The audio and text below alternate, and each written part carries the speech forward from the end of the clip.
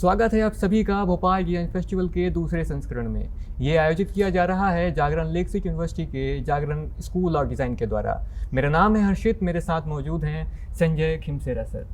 तो इनके विषय में आपको पहले बता दूं, ये असीफ़ा इंडिया के प्रेसिडेंट हैं और उन्होंने अपने जीवन का एक बड़ा हिस्सा असीफ़ा इंडिया को दिया है। साथ में होराइजन इंस्टीट्यूट ऑफ डिज़ाइन जो कि इंदौर पर स्थित है उसके फाउंडर हैं। साथ ही बिजनेस पार्टनर हैं एरिन एनिमेशन गीता भवन इंदौर। तो सर बहुत बहुत स्वागत है आपका धन्यवाद सिटी लाइव पे। धन्यवाद जी, मेरा पहला प्रश्न तो आपसे ये है कि जैसे कि बताया मैंने कि आपने अपने जीवन के 17 वर्ष असीफ़ा इंडिया को दिए हैं। आपने प्रारंभिक दौर पे एज अ वॉलंटियर काम किया था और अभी पिछले 2 वर्ष पहले ही आप एज अ प्रेसिडेंट उस पर आए हैं। तो मैं चाहूँगा कि अपने प्रारंभिक समय से और अभी के समय तक असीफ़ा इंडिया के सफ़र के बारे में हमारे दर्शकों को आप बयां करें। जी, मेरा नाम संजय खिमेसरा है और मैं 1992 में मैंने इंजीनियरिंग मैकेनिकल में उज्जैन इंजीनियरिंग कॉलेज से कंप्लीट किया। उसके बाद मैं इंजीनियरिंग बेस्ड सेक्टर में 4 साल मैंने काम किया। वो काम करते हुए मैं मास्टर्स ऑफ बिजनेस एडमिनिस्ट्रेशन होता है MBA, वो इंदौर के IMS से परस्यू कर रहा था। उस समय मुझे कहीं जो मैं अक्रॉस वर्ल्ड ट्रैवल करता था तो मुझे ये एक्सपोज़र हुआ कि डिजिटल मीडिया स्पेस में फ्यूचर बहुत ब्राइट होना है and this could be one of the sunrise sector. तो मैंने 1997 में ये जो होराइजन इंस्टीट्यूट ऑफ डिज़ाइन है ये आरंभ किया। उस समय चूँकि इंडस्ट्री में कोई और इस प्रकार की एजुकेशन नहीं देता था तो हम मध्य भारत में पायनियर कहलाए इस फील्ड में। एंड चूँकि हमने स्टार्ट किया और मेरा प्रोफेशनल लर्निंग का बैकग्राउंड था तो आई स्टार्टेड एक्सप्लोरिंग। मैंने कई नई चीज़ें सीखी, कई लर्निंग्स करी। आज हमारे यहाँ से 20,000 बच्चे सीख के निकल चुके हैं और लगभग 100 से ज़्यादा ऑस्कर, नेशनल अवार्ड, बाफ्टा और ऐसी फिल्मों में बच्चों के क्रेडिट्स हैं। और देखिए अल्टीमेटली ये है कि अच्छी ट्रेनिंग, अच्छा placement is what is required and placement कोई खुद क्रिएट नहीं कर सकता। अपॉर्चुनिटीज़ इंडस्ट्री में है, उसको कनेक्ट करना आना चाहिए।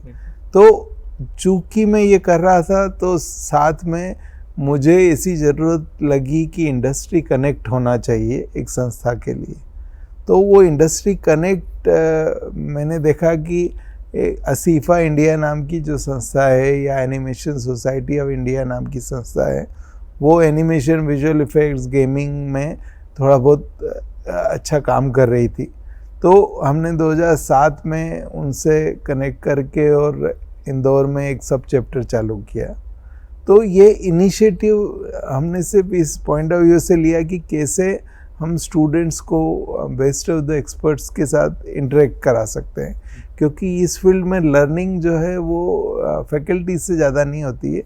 लर्निंग आज के एनवायरनमेंट से, एक्सपर्ट से, अच्छे इंस्पिरेशनल प्रोजेक्ट से, केस स्टडीज से, कोई काम कैसे हुआ उसका बिहाइंड द सीन जान के होती है। तो वो हमने समझने की कोशिश की। तो पिछले आप समझिए कि 2007 से आज 2024 हो गया है, तो पिछले 17 वर्षों में हमने इंदौर में डिज्नी, ड्रीमवर्क्स, पिक्सार से लेके दुनिया के बेस्ट से बेस्ट स्टूडियोज़ के लोगों को बुला करके और नॉलेज सेशंस कंडक्ट करे। बट सिंस ये मैं कर रहा था और काफ़ी होलिस्टिकली हमने किया और उसका जो एक्टिविटीज़ जैसे हम 3-3, 4-4 हज़ार लोगों का, और हमने जो सबसे बड़ा काम किया कि सारे संस्थाओं को जोड़ लिया। मतलब ऐसा है कि अरीना हो, मैक हो, जीका हो, फ्रेमबॉक्स हो, वैष्णव हो, अवंतिका यूनिवर्सिटी हो, कहीं भी यदि कोई क्रिएटिव फील्ड में काम कर रहा है हमने उन सबको इसमें जोड़ना शुरू किया। जब हमने जोड़ना शुरू किया, क्योंकि देखिए ये क्रिएटिव फील्ड कंस्ट्रक्टिव फील्ड है, इसमें देखिए इंडस्ट्री चूँकि छोटी सी है और इसमें बहुत कुछ करना बाकी है। तो जब तक आप कम्युनिटी बिल्डिंग करेंगे आप इकोसिस्टम नहीं बिल्ड कर सकते। और कम्युनिटी बिल्डिंग हमारा जो असीफ़ा में मूल मंत्र मुझे दिखा और उसी को फिर लेके धीरे धीरे हमने चूँकि लोगों को, क्योंकि वो ऐसे लोग थे जो एक साथ एक मंच पे बैठना तो क्या बात करना भी प्रेफर नहीं करते थे। बट वो 2020 में मुझे कोर कमेटी में आसिफा ने लिया जब कोविड पीरियड चालू हो रहा था, तो तब से लेकर अब तक मैं आसिफा इंडिया की कोर ग्रुप में हूँ और 2022 में मुझे वाइस प्रेसिडेंट अपॉइंट किया और तब से मैं फिर नवंबर 22 में मैं प्रेसिडेंट बना। और मेरे पहले जो प्रेसिडेंट है वो यूएस में रहती है और उसके पहले जो हेड ऑफ स्टूडियो डीनेक के हैं। तो अभी तक जो लोग इस आसिफा के जो लीडरशिप में आते थे वो एकेडमिशियंस नहीं होते थे, वो इंडस्ट्री जो स्टूडियोज़ वाले होते थे। तो मैं पहला ऐसा व्यक्ति हूँ जो आसिफा के हिंदुस्तान के ऑपरेशंस में एकेडमिक साइड से हूँ। एंड जब से मैंने आसिफा का इंडिया जब संभाला है तो हमने जो 2 चैप्टर होते थे उसको 15 कर दिए 2 साल में। एंड हम लोग पूरे इंडिया भर में ऑपरेट करते हैं एंड वी हैव वॉलंटियर्स। ये प्योरली प्रो बोनो संस्था है, तो मैं थोड़ा सा एफर्ट ज़्यादा लगाता हूँ क्योंकि मुझे लोगों को जोड़ना है तो लोगों के पास जाके काम करना पड़ेगा, लोगों के साथ जाके काम करना पड़ेगा। तो देखिए, आप कोई रिजॉल्व है, इट ओनली नीड्स 1 पर्सन। आपने यदि सोच लिया कि हाँ ये करना है तो आपका जो if you leading from the front तो लोग अपने आप जुड़ते जाते हैं। तो that is what has happened कि आज आसिफा इंडिया में मतलब हिंदुस्तान की गवर्नमेंट भी कोई प्लानिंग कर रही है, पॉलिसी बना रही है तो वो हमसे पूछ रही है, स्टेट गवर्नमेंट कुछ कर रही है तो वो हमारे इन्वॉल्वमेंट के बाद ही कर रही है। क्योंकि देखिए, जब तक वो राइट पर्सपेक्टिव लोगों को नहीं मिलता है कि इंडस्ट्री की डिमांड क्या है, रूट में रिक्वायरमेंट क्या है, लोगों को क्या कमी लग रही है, तब तक वो सॉल्व नहीं होती। तो प्रॉब्लम होगी तभी सॉल्यूशन आएगा। तो इसके लिए मतलब हम लोग वॉलंटियरिंग करते हैं और देश भर में वॉलंटियर्स हैं और ये है कि वो इंडिविजुअल रिजॉल्व वाली बात है ना। जी बिल्कुल। वैसे जैसा आप बताया आपने कि वर्किंग के विषय में, आपके योगदान के विषय पे, ये बेशक हमारे देश के भविष्य के लिए बहुत आवश्यक है कि जो कार्य आप कर रहे हैं वे होता रहे और लोग उसमें अप्रोच करें। जी, अब मेरा जो दूसरा प्रश्न आपसे यही है कि जैसा आपने बताया कि ये आपने 1997 में होराइजन इंस्टीट्यूट ऑफ डिज़ाइन की स्थापना की थी, तो 1997 वो था, 2024 ये है, तो तब से लेकर अब तक डिज़ाइन में जो बदलाव हुए हैं आपने उसको बेहद करीब से देखा है। तो मैं चाहूँगा कि आप उस बदलाव को एक सारांश रूप में बताएं और भविष्य आप डिज़ाइन का भारत में किस प्रकार देखते हैं, वे एक बार। देखिए, ये जो सेक्टर है, बदलाव तो देखिए change is always going to be there.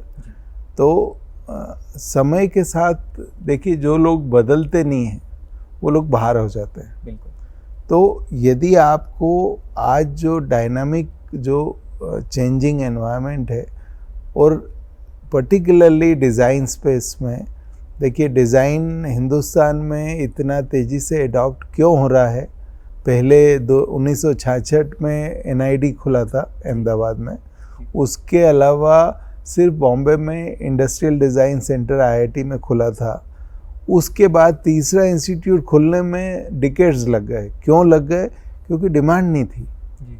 देखिए 80s में जब हिंदुस्तान में कंपटीशन आना शुरू हुई, पहले लोगों की मोनोपोली होती थी, तो जब कंपटीशन आना शुरू हुई, पॉपुलेशन बर्स्ट होना शुरू हुई, तो ये 2 बड़े चैलेंजेस थे। जब अपने आप को डिफ्रेंशिएट करने के लिए हर organisation better communication designer use कर रही है कि भाई हम अपने आप को स्टैंड आउट कैसे करें, कॉम्पिटिटर से बेहतर कैसे दिखाएं। देन इस फील्ड में क्या हुआ कि शुरू में जब हम काम करते थे तब तो सिर्फ एडवर्टाइजिंग इंडस्ट्री थी और वो भी छोटी सी थी, और प्रिंट एड के अलावा टीवी जो वीडियो एड होते थे वो भी छोटे मोटे केबल लोकल चलती थी उसमें होते थे। बट ओवर ए पीरियड इतने ड्रास्टिक चेंजेस हुए हैं क्योंकि टेक्नोलॉजी, आज आप समझिए कि 1.1 ट्रिलियन का तो सिर्फ एडवर्टाइजिंग फील्ड है और उसमें जो डिजिटल मीडिया का कंट्रीब्यूशन आज टेलीविज़न से भी ज़्यादा है। मतलब आप यदि देखेंगे कि आप जैसे युवा तो आजकल अखबार पढ़ते ही नहीं, तो क्योंकि खबरें भाई पहले न्यूज़ मतलब नॉर्थ ईस्ट वेस्ट साउथ, तो जो पहले ये होता था कि आपके पास न्यूज़ का एक्सेस नहीं होता था, आज पल पल में आपके पास डिजिटल मीडिया के कारण खबर आ रही है। तो आपको देखिए समय के साथ, जैसे आज मैं अभी FTI के फैकल्टी के साथ recently I shared space in Kerala एक एनिमेशन मास्टर समिट में, तो ही वॉज टॉकिंग अबाउट कि पिछले 100 साल में जब से मूवी और ये जो वीडियो का आविष्कार जब से हुआ है, तो टेक्नोलॉजी ने पहले वो बाइनोक्यूलर में ऐसा करके देखते थे, वो एक पूरा एक सर्कुलर आता था, और आज आप उसको VR हेडसेट पे देख रहे हो, तो देयर इज 360 डिग्री, बट वहीं से शुरू होके वहीं पहुंच गए हम। तो ये देखिए टेक्नोलॉजी एक बार बनती है वो इवॉल्व होती जाती है, उसको एडॉप्ट करना है। पहले फैमिली एंटरटेनमेंट होता था, 1-on-1 है, कंटेंट ऑन डिमांड है, पहले टेलीविज़न चैनल होते थे, अब OTT ने उसकी स्पेस ले ली है, पहले वेब डिज़ाइन होता था, अब UI के नाम से होता है, मोबाइल पे कुछ नहीं होता था, अब यूज़र एक्सपीरियंस होता है, या एनिमेशन और विजुअल इफ़ेक्ट्स ने पूरी जो इंडस्ट्री की दिशा और दशा दोनों बदल दी। मैं आपको फिर भी बता दूं कि technology is just an enabler. आज आर्टिफिशियल इंटेलिजेंस आ जाए या कुछ भी आ जाए, वो अपने आप में कुछ नहीं है। देखिए ये क्रिएटिव स्पेस है, और क्रिएटिव स्पेस में थिंकिंग जो है दैट होल्ड्स द की, कि आपकी थॉट प्रोसेस कंस्ट्रक्टिव है और सॉल्यूशन दे पा रहे हो। और पहले क्या है, सिर्फ इंफॉर्मेशन में और कम्युनिकेशन में, अब जब से एंटरटेनमेंट और एजुकेशन स्पेस में इस फील्ड के एप्लीकेशन बढ़े हैं, डिफेंस में बढ़े हैं, और भी लीगल और दूसरे एरियाज़ में भी, तो तेज़ी से इसका उपयोग हर जगह हो रहा है, क्योंकि कंपटीशन हर जगह ग्रो हो रही है, और पॉपुलेशन है तो रीच आउट करना भी डिफ़िकल्ट हो रहा है। तो ये फील्ड की महत्वता पिछले 10 साल 12 साल में बहुत तेज़ी से बढ़ गई है, और पिछले 2022 में गवर्नमेंट ऑफ इंडिया ने इसको सनराइज सेक्टर, जो देश के 10 सनराइज सेक्टर में आइडेंटिफाई किया। निर्मला सीतारमन जी ने वो बजट में ये घोषणा करी कि हम animation, visual effects, gaming, comics, AR VR को एक सेक्टर मान के इस पर टास्क फोर्स बना रहे हैं, और टास्क फोर्स इसमें रिसर्च करेगी और फाइंडिंग देगी। 2022 के एंड में वो रिसर्च की फाइंडिंग मिली, उसके बाद से नेशनल पॉलिसी बन रही है। अभी आपने रिसेंटली सुना हो तो national centre of excellence government of India ने बनाया है, मैं भी उसकी कुछ गतिविधियों में इन्वॉल्व हूँ। तो इंडियन इंस्टीट्यूट ऑफ टेक्नोलॉजी और इंडियन इंस्टीट्यूट ऑफ मैनेजमेंट होता है, उसी तर्ज पे एक Indian institute of creative technologies चालू हो रहा है, बॉम्बे में पेडर रोड पे उसका सेंटर आ रहा है। हम प्रयास कर रहे हैं कि रीजनल सेंटर ऑफ एक्सीलेंस भी मध्य प्रदेश में भी आ सके, तो इसके प्रयास कर रहे हैं। बट देखिए क्या है कि ये फील्ड में इतनी तेज़ी से इम्प्रूवमेंट्स हो रहे हैं, और टेक्नोलॉजी को यूज़ करके आजकल इमर्सिव मीडिया या AR VR के ऑगमेंटेड जो प्रोजेक्ट्स हैं, तो ये इंडस्ट्री में हर जगह यूज़ होना शुरू हुआ है। प्रैक्टिकली इन चीज़ों का उपयोगिता बढ़ती जा रही है। तो दोनों चीज़ें हैं। देखिए जो की है वो ये है कि वो कभी बदलने वाली नहीं है, वो है स्टोरी टेलिंग का तरीका और कंसेप्ट। तो वो व्यक्ति के ऊपर निर्भर करती है, वो टेक्नोलॉजी पे निर्भर नहीं करती है। और जो टेक्नोलॉजी का जो मूल इन्वॉल्वमेंट होता है कि आपके आइडियाज़ हैं उसको कितना इफ़ेक्टिवली एग्जीक्यूट करें। आज ये टेक्नोलॉजी आपकी सिर्फ एडिटिंग कर सकती है या स्पेशल इफ़ेक्ट्स दे सकती है, पर मैं क्या बोल रहा हूँ ये टेक्नोलॉजी डिसाइड नहीं कर सकती। तो human intervention will always be there, that can not be replace. और क्रिएटिविटी जो है ना, that is the key. Innovation और क्रिएटिविटी को कोई चीज़ रिप्लेस नहीं कर सकती, बट बाकी सारी चीज़ें इवॉल्व हो रही है, और इवॉल्व होने के साथ हमको भी इवॉल्व होना पड़ेगा। तो यदि आपका ब्रॉडकास्टिंग का एक चैनल है तो आपको ये भी देखना पड़ेगा कि साहब आप वीडियो कंजम्पशन कहाँ हो रहा है। आज 6.5 घंटे 6 hours 22 minutes का हिंदुस्तान में मीडिया कंजम्पशन है। 2 लाख घंटे का कंटेंट चाहिए, और वो बनाने वाले लोग नहीं है आज। यदि आप बना रहे हो और गार्बेज बना रहे हो तो उसका कोई उपयोग नहीं है भाई। आप किसी को प्लीज़ करने के लिए तो 2-4 लाइक आ जाएंगे। तो देखिए आज हम आर्ट को अप्लाइड आर्ट में कन्वर्ट कैसे कर सकते हैं, यही मल्टीमीडिया डिजिटल मीडिया सिखा रहा है। और वैसे ही हम ये सब चीज़ों को कमर्शियल एंगल में कैसे कन्वर्ट कर सकते हैं। जैसे आज यूट्यूबर है तो आज वो यदि आपने कुछ नो नॉनसेंस चैनल बनाया तो आप लाखों रुपए पर मंथ कमा सकते हो इजीली। बट आपका सॉल्यूशन सटीक होना चाहिए, मतलब टू द पॉइंट होगा तो ही लोग सस्टेन्ड वे में जुड़ेंगे। देखो आज कोई नया चीज़ खुलती है तो जैसे इंदौर में अभी एक मॉल खुला 1 साल पहले, तो साल भर से लोगों का रेला है। उससे बेहतर मॉल जो खुल जाएगा तो उसके यहाँ कोई नहीं जाने वाला है जब तक आपके पास सब्सटेंस नहीं। तो व्हाट इज़ रिक्वायर्ड इज़ कि चेंजिंग डायनामिज्म के साथ हम चेंज हो और हम रेलेवेंट बने रहें। एंड आई थिंक इस फील्ड में इवोल्यूशन तो ज़बरदस्त है और वो तेज़ी से हो रहा है और वो होता ही रहेगा। जैसे आज एक समय में 3D एनिमेशन में आपको कोई प्रोजेक्ट बनाना है, जैसे एक वॉक थ्रू ही बनाना है, तो उसको रेंडर करने में कई दिनों लग जाते थे यदि हेवी फाइल से। अब आज अनरियल इंजन जैसे टूल्स हैं जिसमें रियल टाइम रेंडरिंग होती है। आपको मतलब वेट करने की ज़रूरत नहीं है, आपने सिर्फ ड्रैग एंड ड्रॉप करा, चीज़ें कंटेंट डाले और वो हाथों हाथ आउटपुट दे देता है। तो देखिए technology is helping us in having a better efficiency. तो उसका उपयोग करके हम कैसे अच्छे कंटेंट, भाई अच्छे कंटेंट तो फिर भी रेलेवेंट है। आज शोले यदि मैं रमेश सिप्पी के साथ भी काम करता हूँ तो वो हमारी सेक्टर काउंसिल का मैं गवर्निंग मेंबर हूँ और रिसेंटली ही retired as a chairman from that. तो उन्होंने 50 साल पहले शोले बनाई थी, तो वो आज भी रेलेवेंट है कि उसके जैसे आज तक कोई सुपरहिट फिल्म हिंदुस्तान में नहीं आई, क्योंकि वो जो डायलॉग्स हैं लोगों ने 50-50 100 बार देखी जाके। तो देखिए वो चीज़ें जो बनाना है ये एक थॉट प्रोसेस से ही संभव है ना। बिल्कुल, वो तो है। जैसे बताया आपने कि इवोल्यूशन जो कि तेज़ी से हो रहा है और होना भी चाहिए, होना ही चाहिए। देखिए इट इज़ ऑल अबाउट, देखिए हमको दुनिया में compete करना है, बट हमें क्वेश्चन भी ये रखना है। जैसे आज आर्टिफिशियल इंटेलिजेंस का यूज़ करके कितनी डीप फेक चीज़ें बन रही है, तो नेगेटिव पार्ट भी होते हैं। आज आप जैसे कोई, जैसे मैं आपको बोलूँ कि आप यदि एक लेवल पे हो, आपके सामने कोई बंदा है, वो आपके अगेंस्ट में उसका टैलेंट उतना नहीं है, पर वो AI का यूज़ करके CV बनाएगा तो वो आपसे बेहतर भी बना सकता है।